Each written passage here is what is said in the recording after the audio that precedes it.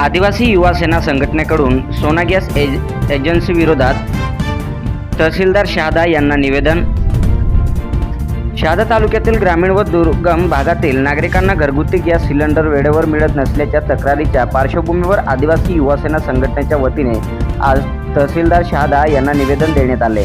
भारतीय संविधानातील अनुच्छेद 19, 21 व 38चा उल्लेख करत संघटनेने सार्वजनिक हिताच्या दृष्टीने ही तक्रार केली आहे। निवेदनानुसार मंडाणा परिसरातील वागर्डे, तित्री, जाम, जावडे तसेच इतर गावातील अनेक नागरिकांनी घरगुती गॅस सिलेंडरचे बुकिंग करूनही 15 ते 20 दिवस उलटल्यानंतरही गॅस सिलेंडर मिळत नसल्याच्या तक्रारी केल्या आहेत। त्यामुळे ग्रामीण व दुर्गम भागातील नागरिकांना मोठ्या अडचणींचा सामना करावा लागत असून काही कुटुंबावर पुन्हा चुली पेटवण्याची वेळ आली असल्याचे निवेदनात नमूद करण्यात आले आहे। निवेदनात पुढे म्हटले आहे की शासनाच्या नियमानुसार घरगुती वापरासाठी असलेले LPG गॅस सिलेंडर आणि हॉटेल, ढाबे, रेस्टॉरंट यांच्यासाठी वापरण्यात येणारे व्यावसायिक LPG गॅस सिलेंडर वेगवेगळे असतात। त्यामुळे घरगुती वापरासाठी असलेल्या गॅस सिलेंडरचा व्यावसायिक वापर करणे नियमाबाह्य मानले जाते।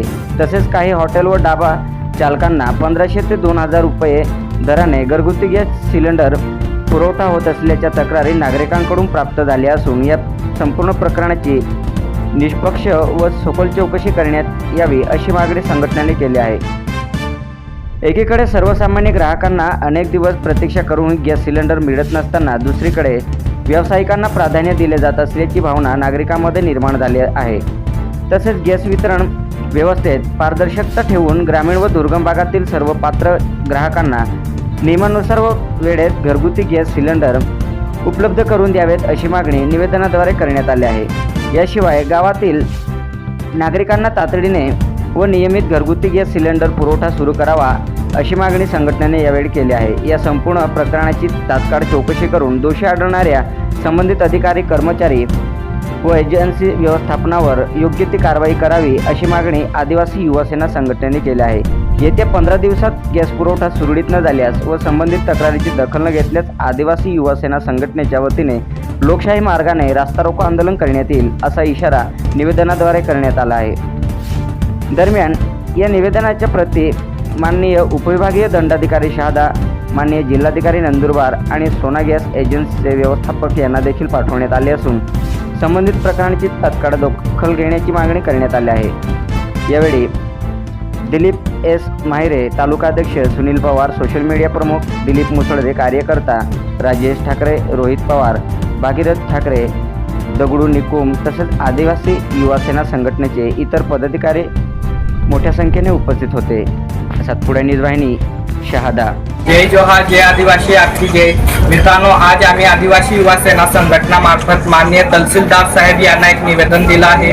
निवेदनात असा स्पष्ट उल्लेख आहे की शहादा तालुक्यातील जे सोना गॅस एजन्सी आहे ते ढाबा व हॉटेल चालकांना जे घरगुती गॅस आहे ते 1500 ते 2000 रुपयात विकत आहे।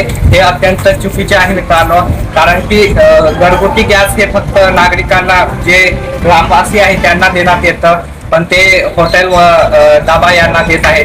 त्यांचे गॅस हे वेगळं असतं तरी पण हे त्याची मनमानी करत आहे, तर हे अत्यंत चुकीचे आहे। आमची मागणी ही आहे की जे 15 दिवस होऊन गेले मंडाणा परिसरात जे लोकांनी गॅस बुकिंग केलं त्यांना आतापर्यंत अजून सुद्धा त्यांना गॅस भेटलं नाही आहे, तर त्यांना लवकरात लवकर गॅस देण्यात यावं व जे हॉटेल व ढाबा आहे त्यांना जे गॅस देत आहे असं जे गॅस एजन्सी आहे सोना गॅस एजन्सी याच्यावर कायदेशीर कारवाई करण्यात यावे। कारण संविधानाचे आर्टिकल 19 व 21 व तसेच 38 प्रमाणे आम्ही एक देशाचे नागरिक म्हणून आम्ही हे निवेदन देत आहे। जय जोहार, आपकी जय, जय संविधान।